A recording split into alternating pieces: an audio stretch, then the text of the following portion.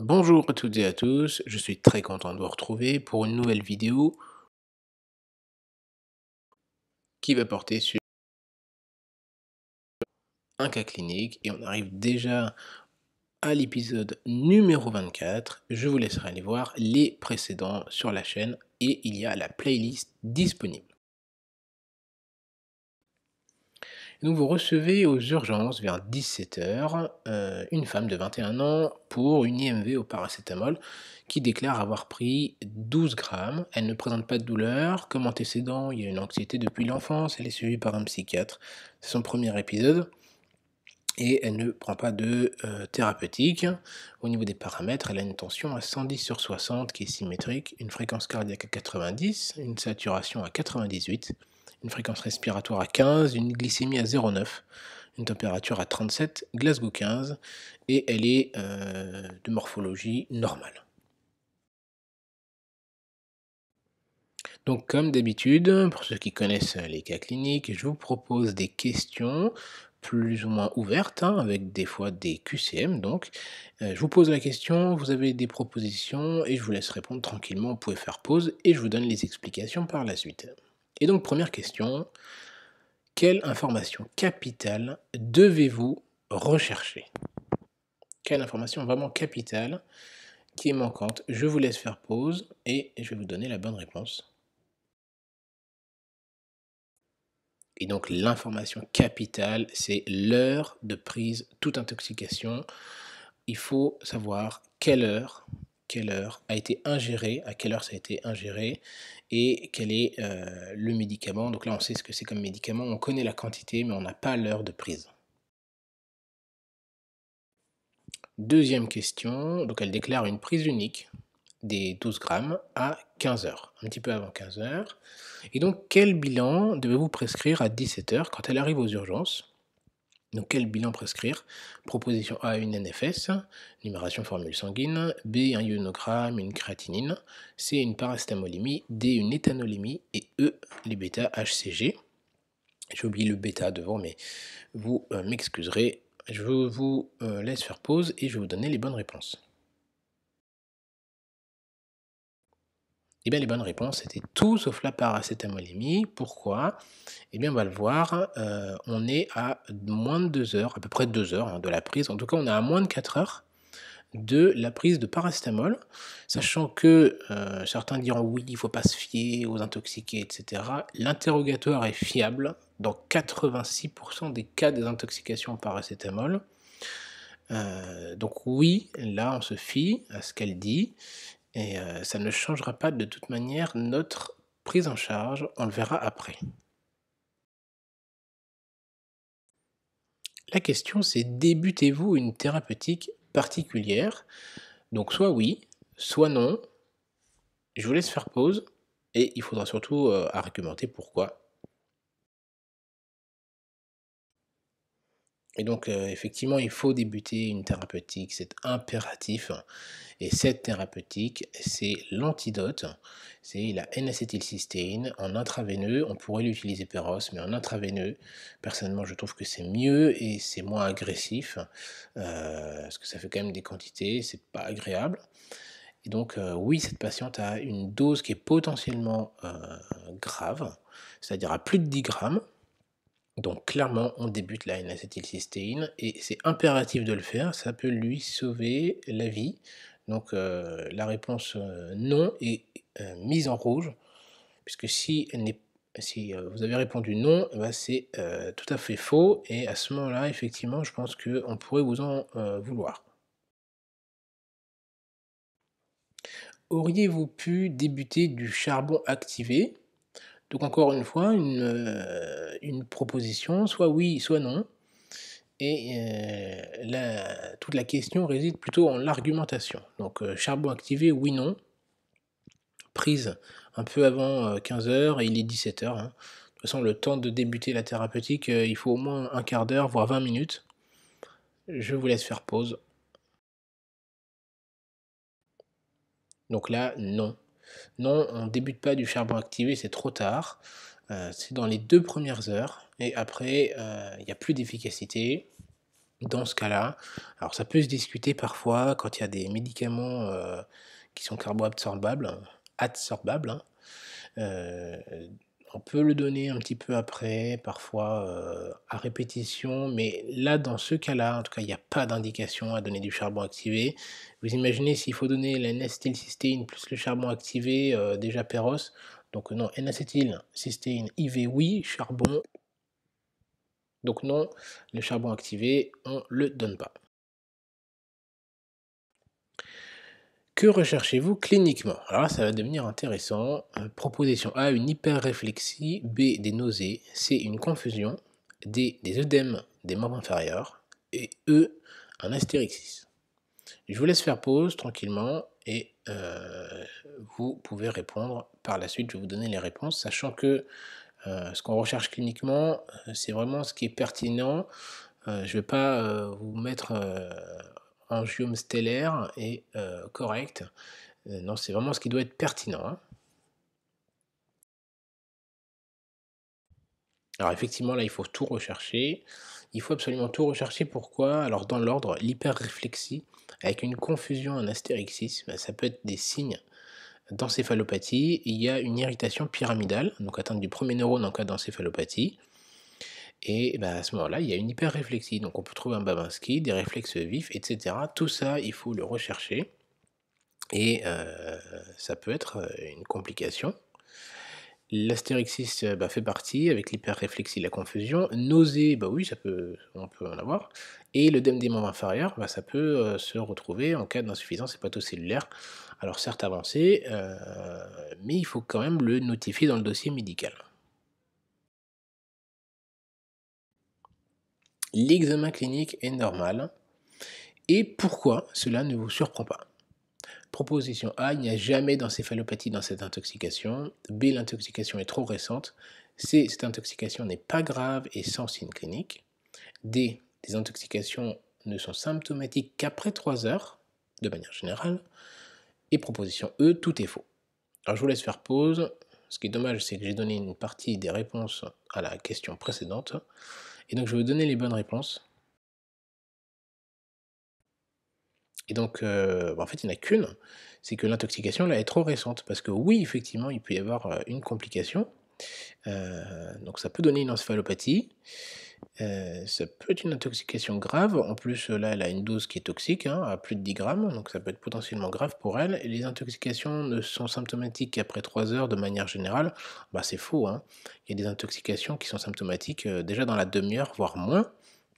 Bah, tout est faux, bah non, tout n'est pas faux. Bon, je n'ai pas trouvé mieux à proposer pour celui-là. Et concernant l'encéphalopathie hépatique, donc de manière plutôt générale et pas concernant la patiente. Donc l'encéphalopathie hépatique, qu'est-ce qu'on peut dire? Proposition A, la première cause est l'intoxication au paracétamol.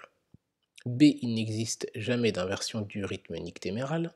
C, il existe 3 grades. D, l'astérixis est spécifique de l'encéphalopathie hépatique. E, le dosage de l'ammoniac est utile. Je vous laisse faire pause, et puis je vais vous donner les bonnes réponses. Alors pour l'encéphalopathie hépatique, bah, la première cause, c'est pas l'intoxication au paracétamol, c'est les cirrhoses. Il peut y avoir une inversion du rythme nictéméral, ça oui. Il n'existe pas 3 grades, il en existe un de plus, 4 grades. Et l'astérixis, c'est pas spécifique de l'encéphalopathie hépatique. L'astérixis, c'est spécifique d'une encéphalopathie, mais ça ne présume pas son origine. Ça peut être hépatique, hypercapnique. D'ailleurs, on le voit chez les patients BPCO en décompensation qui ont un flapping. Donc, effectivement, hein, ils ont un astérixis, mais ce n'est pas une encéphalopathie hépatique. En cas d'encéphalopathie toxique, hyponatrémique, hypoglycémique, tout ce qu'on veut, eh ben, il y a cette atteinte, ce signe clinique. Et le dosage de l'ammoniac, bah oui, c'est utile. Petit topo sur l'encéphalopathie hépatique. Alors globalement, qu'est-ce que c'est? Eh ben, c'est tout trouble neuropsychiatrique qui est dû à une atteinte hépatique. Et alors, globalement, c'est une complication qui est fréquente, hein, et sévère des hépatopathies, hein, c'est 30% des cirrhotiques. Et c'est un tournant majeur, hein, premier épisode, c'est moins d'un tiers de survie à 3 ans. Donc vous retiendrez 3 et 3, moins d'un tiers de survie à 3 ans.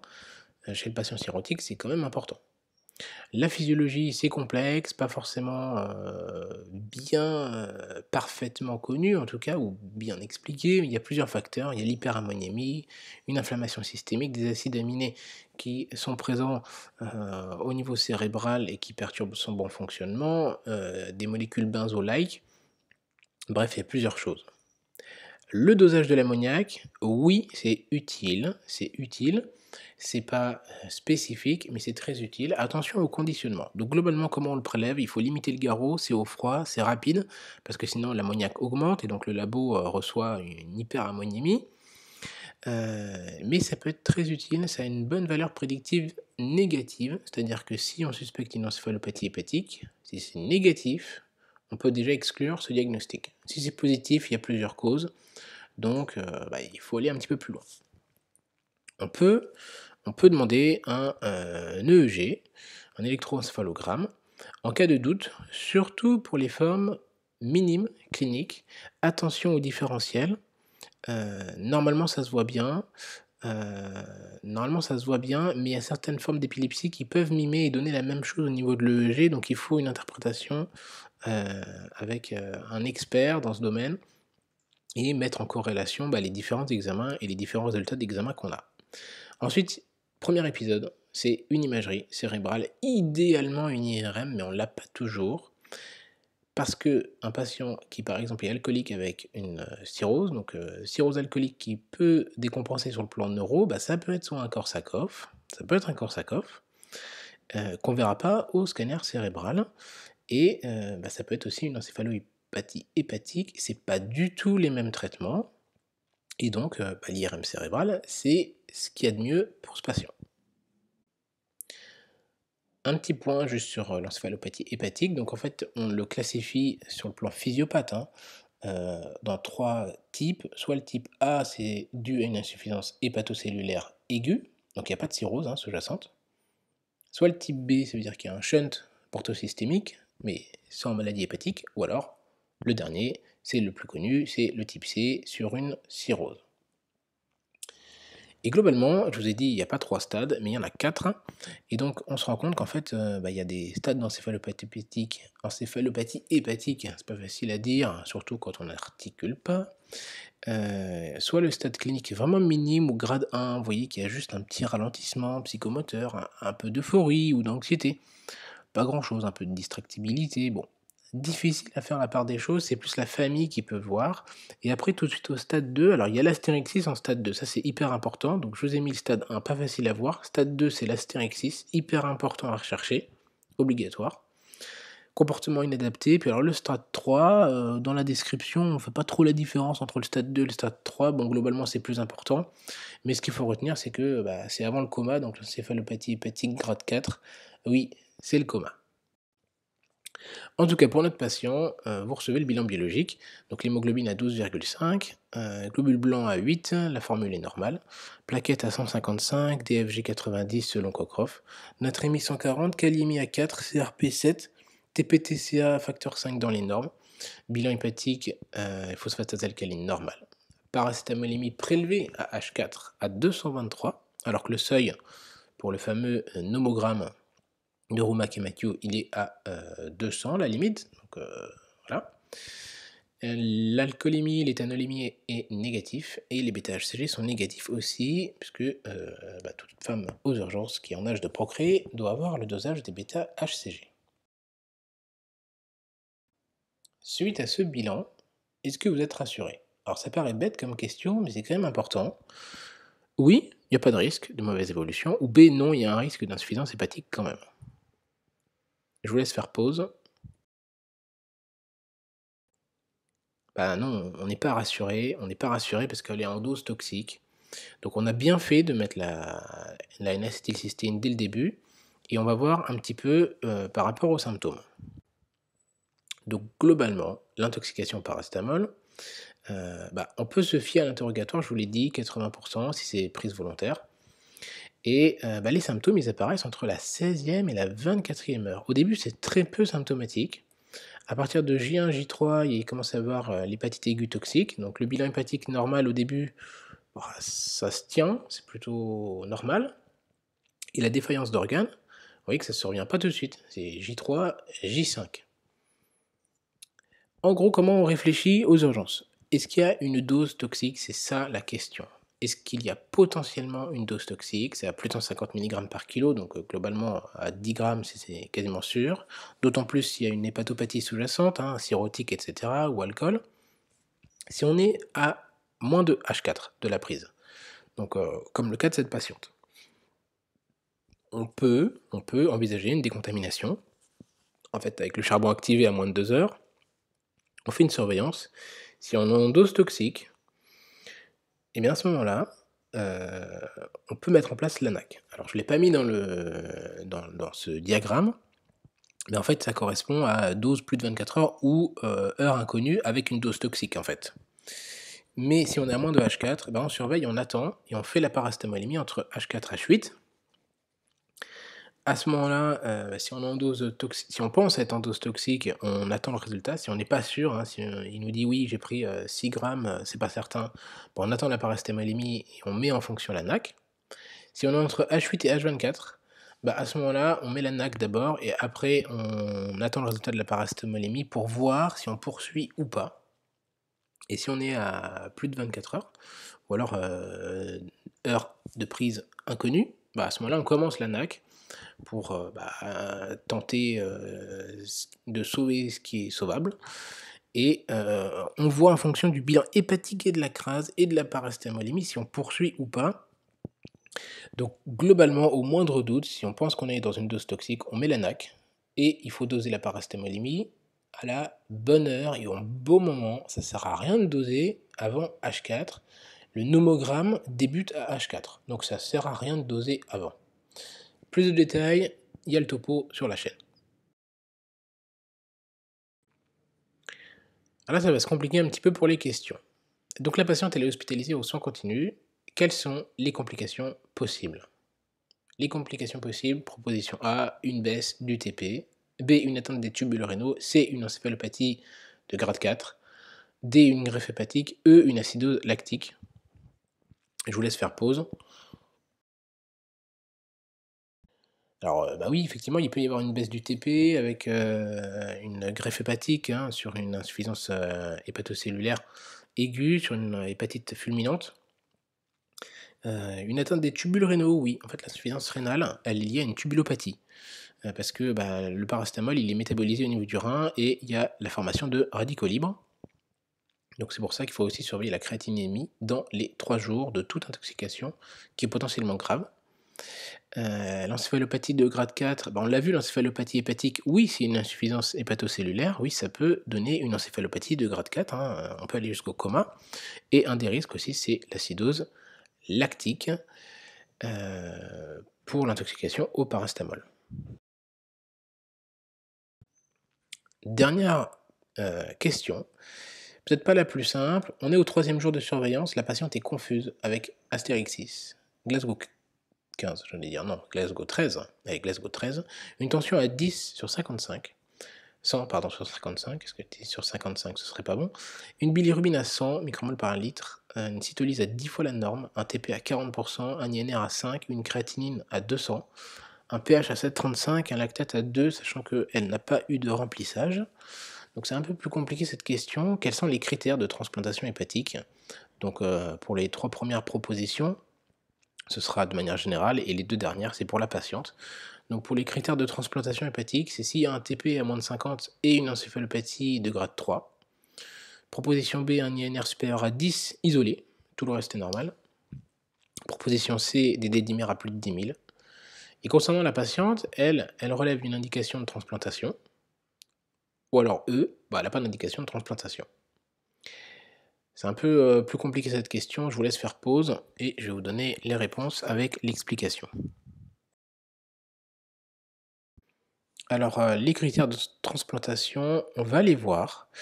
Le TP, c'est pas moins de 50%. Le moins de 50%, c'est pour l'insuffisance hépatique grave, donc ça oui, mais le TP à moins de 50 avec l'encéphalopathie grade 3, c'est pas un critère de transplantation. Parce que la transplantation, c'est quand même, quelque chose d'extrêmement sévère et je vous donnerai les détails après. L'INR isolé supérieur à 10, non, c'est pas un critère de transplantation. Les dédimérate-dimènes non plus, ils font pas partie et donc là, la patiente, on va le voir, en fait, elle a pas de critères stricto sensu pour, une transplantation hépatique. Alors c'est sûr que c'est pas jojo, son bilan, est globalement pas très bon, elle est toujours, encéphalopathe. Donc là au moins grade 2, hein, vous l'aurez compris avec l'astérix, Glasgow 13 et cetera. Je vous parle même pas du comportement, mais elle est au moins, grade 2 et effectivement le reste, du bilan, c'est pas non plus, la folie. Alors pour les détails, bah, il y a des critères de décision. Et je parle bien de critères de décision de transplantation et pas de discussion. Parce que la décision, c'est sûr, on y va. Et la discussion, c'est peut-être bien qu'on va discuter d'eux. Donc pour les critères de décision, il y a deux paramètres. Il y a les critères de Clichy et les critères du King's College. Donc pour les critères de Clichy et du King's College, tout d'abord, bah, ils sont imparfaits parce qu'en fait, ils prédisent le risque de décès sans transplant de l'ordre de 90%. Quand ils sont remplis. Ça veut dire qu'il y a 10% qui survivent alors qu'ils n'avaient pas besoin de transplantation. Bon, alors ça, il faut quand même l'avoir un tout petit peu en tête. Ensuite, au niveau des paramètres, bah, les critères de Clichy, c'est encéphalopathie de grade 3 ou 4, mais avec, il faut qu'il y ait un facteur 5 à moins de 20%. Moins de 20%, ça fait pas beaucoup, à moins de 30 ans, ou à moins de 30 s'ils ont plus de 30 ans. Bon, globalement, c'est 30%, ça reste grave quand même, hein. Et là, la patiente, elle n'avait pas 30%, elle avait plus. Ensuite, il y a les critères du King's College, qui spécifient la décision de transplantation hépatique de manière générale et spécifiquement dans l'intoxication au paracétamol. Donc on va prendre spécifiquement dans l'intoxication au paracétamol, où il y a soit un pH à moins de 7,3, ou lactate à plus de 3, mais après remplissage, donc en fait toujours en choc, en acidose métabolique, malgré le remplissage, et si la créate est supérieure à 300 avec l'INR supérieur à 6,5 avec une encéphalopathie de stade 3. Donc vous voyez qu'il faut quand même beaucoup de critères sévères pour décider de la transplantation hépatique. Bon, effectivement, c'était peut-être un petit peu compliqué, mais c'est important d'avoir ces notions-là pour les discuter dans les TP et dans les examens. Et voilà, donc on arrive à la fin de la vidéo de ce cas. J'espère que ce cas vous a plu avec les explications. Si c'était le cas et pour ne pas rater les prochains cas cliniques, ne manquez pas de vous abonner, de cliquer sur la cloche des notifications et de mettre un pouce bleu bien sûr, ça permet d'encourager le travail qui est fait. Quant à moi, il ne me reste plus qu'à vous dire de prendre soin de vous et de vos patients.